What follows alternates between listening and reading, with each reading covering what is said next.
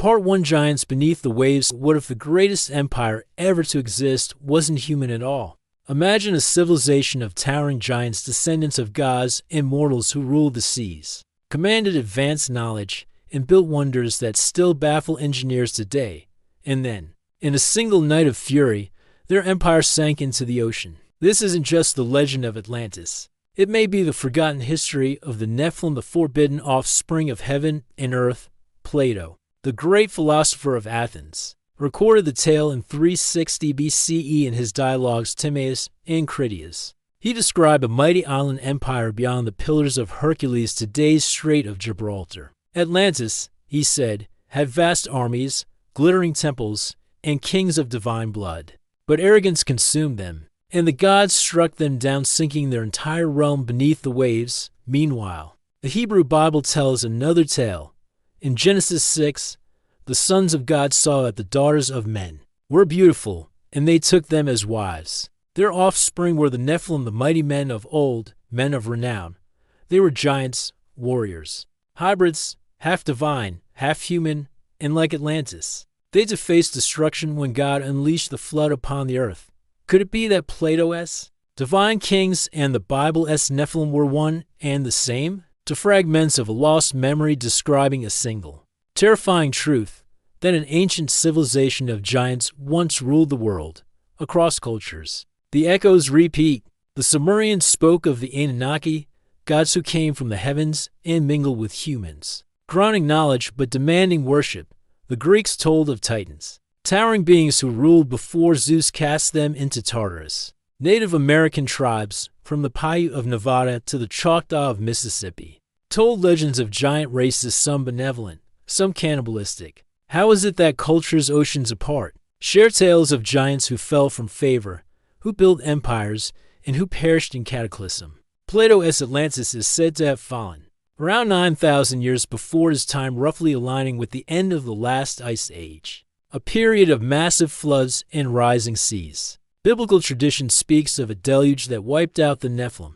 The Sumerians tell of Utnapishtim's flood, eerily similar to Noah's. Is it possible these stories are not myth, but memory, different civilizations preserving the same event in different words? Case studies. Ancient ruins archaeology provides tantalizing hints. Baalbek, Lebanon. At Baalbek lies the stone of the pregnant woman, a single block of limestone weighing over 1,000 tons. Modern cranes can barely lift it.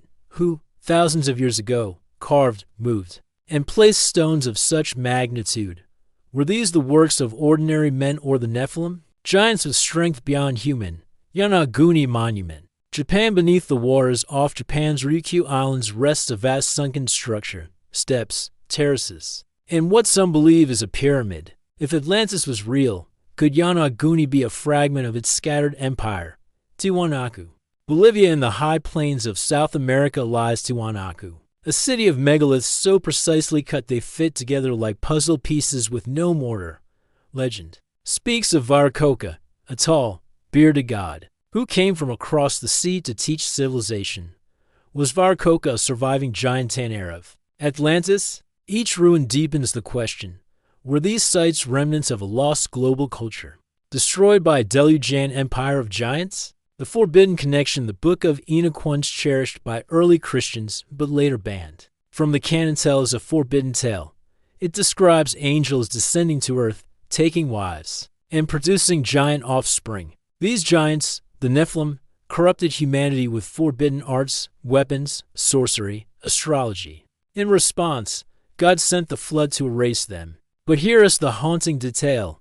Enoch also says that the spirits of the Nephilim became wandering demons, forever seeking to torment mankind. Their bodies were destroyed, but their legacy endured. Could Atlantis, then, be the city of the Nephilim? A hybrid empire judged by the heavens, struck down in a single night of fire and water? If true, the implications are staggering. It means human civilization is not the first. That before Egypt, before Sumer, before Babylon, there was Atlantis ruled not by men, but by giants. And it means that the flood myths, the sunken ruins, the tales of giants all point to the same forgotten truth. But here's the chilling part. What if Atlantis wasn't completely destroyed? What if survivors of this hybrid race scattered across the globe seeding dynasties, guarding knowledge, and shaping the course of history in shadows? This is only the beginning. In the next part, we'll dive deeper into the fall of Atlantis, explore the forbidden power that doomed its rulers, and ask, was the flood not just divine wrath but a purge of an entire species? Part 2, Forbidden Power and Sudden Destruction. What if the greatest cataclysm in human memory was not just a natural disaster but a deliberate purge? What if the flood, the fire, the sinking of Atlantis were all aimed at erasing one thing, a race of giants who had grown too powerful for heaven and earth to contain, the corruption of giants? The legends agree on one thing: the Nephilim or Atlanteans were not ordinary mortals. They inherited knowledge and strength beyond human measure, but with that power came arrogance. The Book of Enoch paints a grim picture. The fallen angels taught mankind the secrets of forging, weapons of war, enchantments and sorcery, astrology, and forbidden knowledge of the heavens. Humanity, once innocent, became corrupted. Violence filled the earth. Ancient kings, born of this union, ruled with terror. Plato echoes this theme. The kings of Atlantis were of divine descent, but as their blood mingled with mortals, their purity faded. Greed consumed them. They sought to conquer the Mediterranean, enslave nations, and defy the gods themselves. It was then when giants and men alike bowed to corruption that the sentence was passed. The rise of a global empire. Let's imagine the scope of Atlantis at its height. Plato describes a capital ringed by concentric canals, glittering with temples plated in gold and orichalcum, a navy of 1,000 ships, armies of tens of thousands, colonies reaching into Europe, Africa, perhaps even the Americas. Could this empire have been the same as the one described in Genesis 6, the mighty men of old?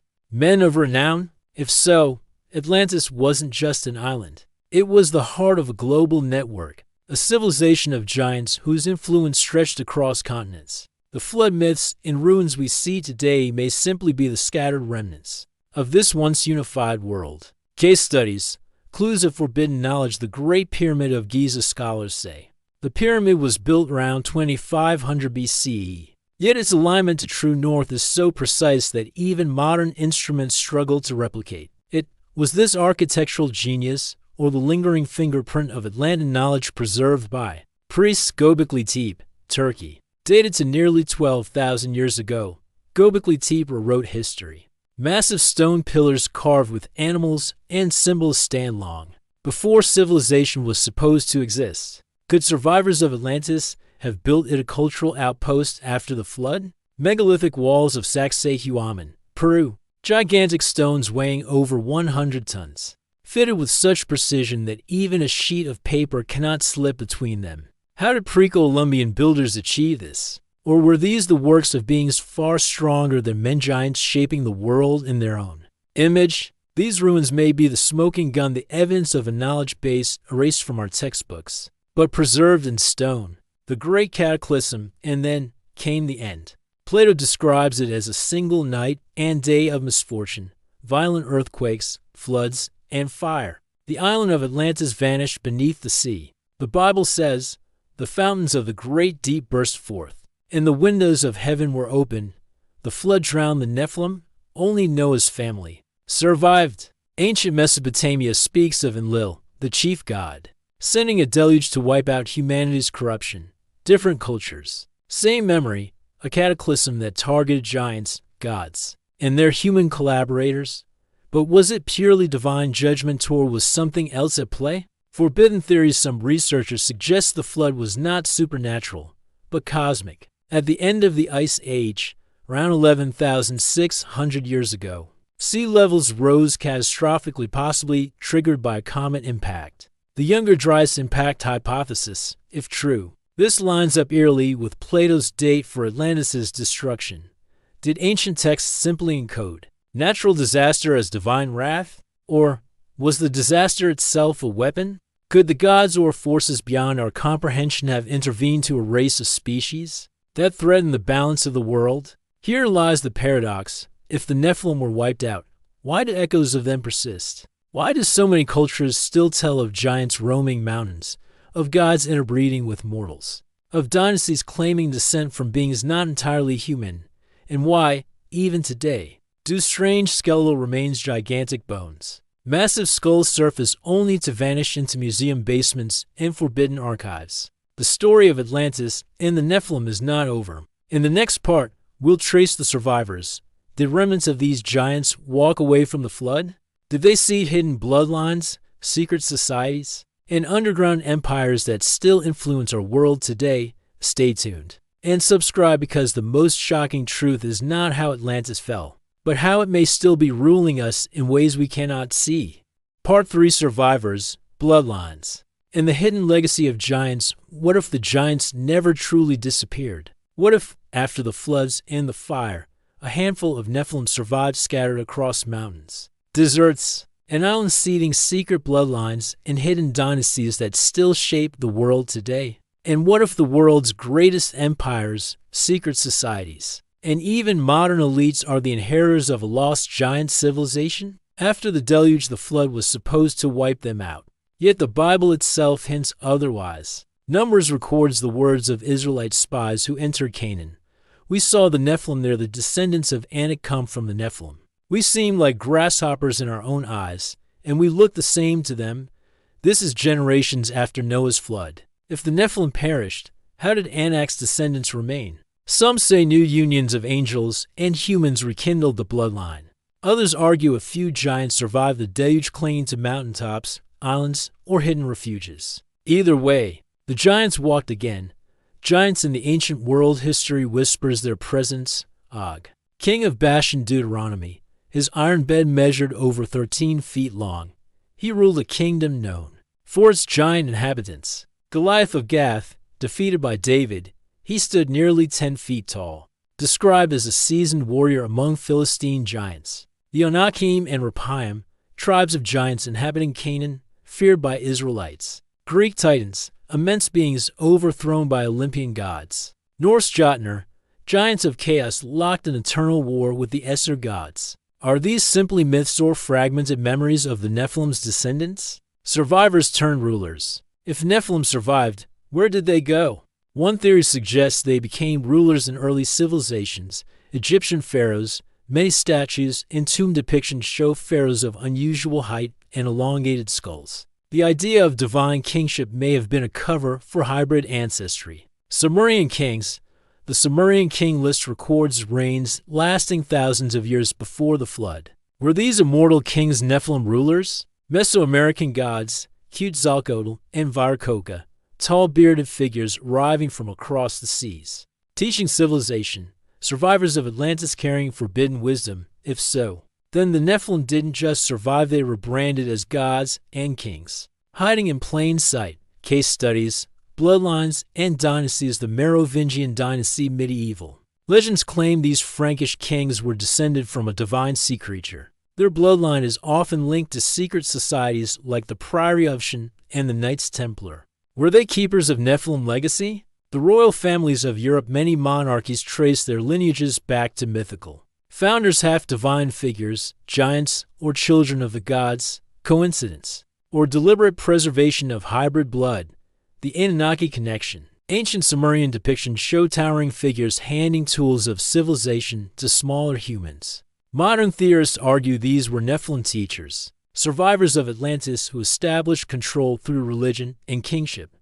Elongated skulls of Paracas. Peru archaeologists uncovered skulls with unusual volume and cranial shape distinct from Intantiona. L-binding. DNA analysis suggested origins not entirely human. Could these be remnants of a hybrid race? Secret societies as custodians. If giant bloodlines survived, they would need to protect their legacy. Enter the secret societies. The Freemasons claim descent from builders of Solomon's Temple. Their obsession with architecture and ancient knowledge could trace back to Atlantean engineers. The Illuminati, said to guard hidden knowledge of human origins and control global politics. Is their true mission to preserve Nephilim influence? The Vatican archives to 85 kilometers of forbidden documents. Whispers suggest they hold evidence of giants, hybrid bloodlines, and the true fate of Atlantis. These groups may not just preserve history, they may actively shape it, ensuring the legacy of giants remains hidden, yet powerful. Modern traces of giants even today, whispers of giants surface. Giant skeletons in American 19th century newspapers frequently reported giant bones unearthed in burial mounds. Many described skeletons over 8 to 10 feet tall, yet almost all were seized by the Smithsonian and never displayed. Afghanistan Kandahar giant, a story circulated among soldiers of a red-haired, man-eating giant killed in battle. The body allegedly flown to the U.S. and hidden. Was this a modern Nephilim? Genetic research advances in DNA editing raise chilling questions. Are elites seeking to reactivate dormant Nephilim genes, reawakening the hybrid power once destroyed by the flood? The deeper you look, the more the pattern emerges. Giants are not gone, they are simply hidden. Legacy and religion and myth. Religions carry coded warnings about giants. Christianity, the Nephilim spirits became demons, still tormenting humanity. Judaism, rabbinic lore describes Og surviving the flood by clinging to Noah's Ark. Islam, the Quran speaks of past nations of giants destroyed for their arrogance. Hinduism, Rakshasas and Asuras, beings of immense power who war with gods. Different names, same story.